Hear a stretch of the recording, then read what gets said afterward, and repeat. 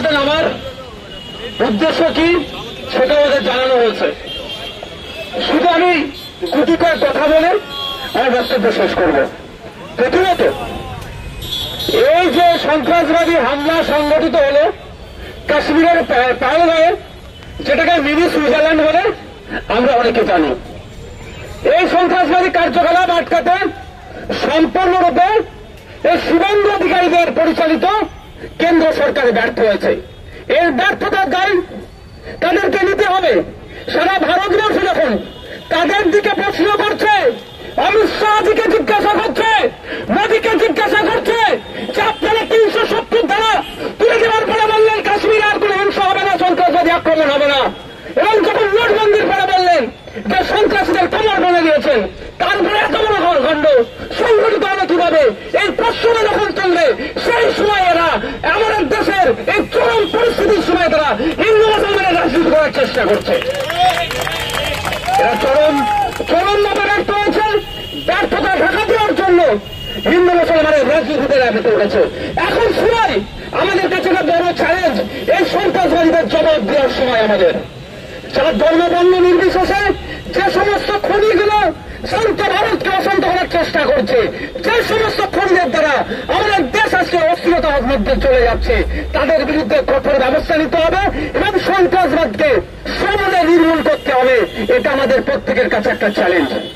আমি অনুরোধ করব, আমরা যেমন এই কাশ্মীরের পাহেলগাঁওতে বর্বরোচিত সন্ত্রাসবাদী হামলা হয়েছে তার প্রতিবাদ জানাবো, সাথে সাথে কেন্দ্র সরকারকে আমরা প্রশ্ন করতে পিছপাবো না।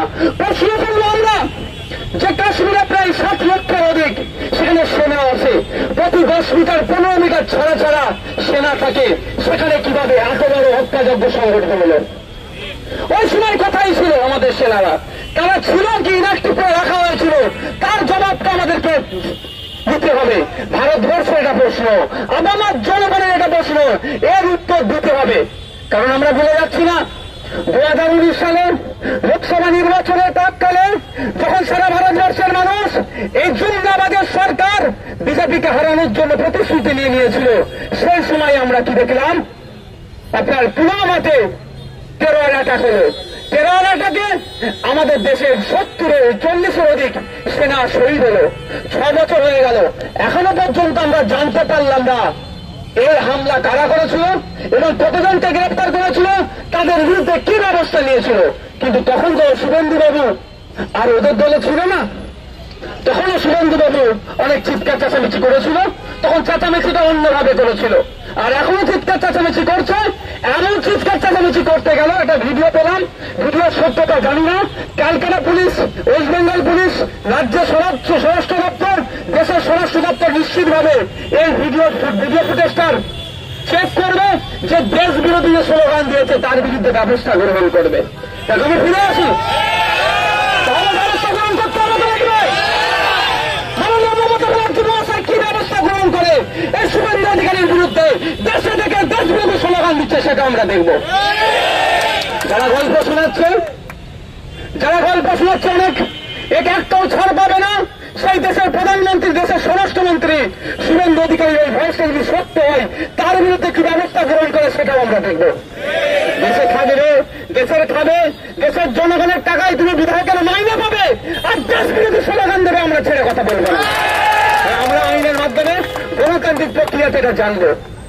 যে অবাক হয়ে যাচ্ছি, পুলওয়ামার ঘটনা 6 বছর পার হয়ে গেল, এখনো পর্যন্ত কারা ঘটনাটা ঘটালো, 300 কিলো RDX কোথা থেকে আসলো এখন আমরা জানতে পারলাম না।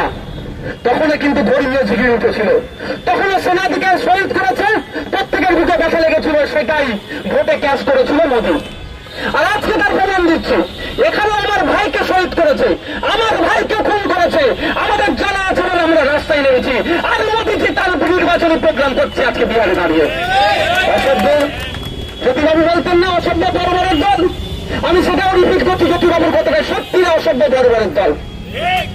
সেখানে অল ইন্ডিয়া মুসলিম পার্সোনাল ল বোর্ড এই ওয়াকফ নিয়ে যত প্রটেস্ট 25 তারিখ পর্যন্ত বন্ধ রাখলো, মোদীজি সেখানে তার নির্বাচনী কার্যকলাপ চালানোর জন্য বিহারে যে প্রোগ্রাম করছে, এদের অসভ্য বলবেন না তো কি বলবেন?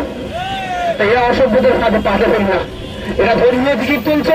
এখন তো প্রশ্ন করা দরকার, ইন্টেলিজেন্স কি করছিল? বিভিন্ন লেয়ারে ওখানে নিরাপত্তা রক্ষী ছিল, তারা কি করছিল? তাই প্রশ্ন যখন আমাদের বুধবার সময় আসছে, তখনই আপনার আমার মাইন্ডের মধ্যে, মাথার মধ্যে হিন্দু মুসলমানের খেলা চালাচ্ছে।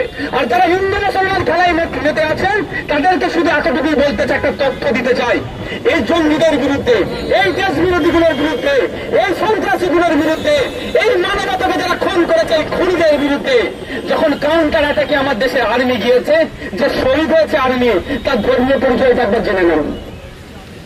যারা ধর্ম ধর্ম করে গিলাতে চাইছেন, আমাদের এই বাংলার ছেলে ঝন্টু আলী, দেখে আসুন কান ধর্মীয় পরিচয়টা। কিন্তু আমরা ধর্মীয় পরিচয় নিয়ে রাজনীতি করতে চাই না, করবো না। যেটা অন্যায় হয়েছে তার বিরুদ্ধে আমরা এখন দেখার বিষয়। আমি চ্যালেঞ্জ করে গেলাম, সেন্ট্রালের আইবির আমার নিশ্চিতভাবে ভিডিও রেকর্ড করছে, স্টেটের আইবি ভিডিও রেকর্ড করছে, মিডিয়ার মাধ্যমে রেকর্ড হচ্ছে।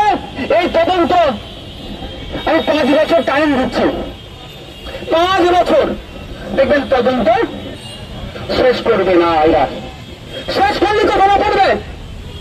ওখানে আর্মি ছিল না কেন? ওখানে সেনা ছিল না কেন?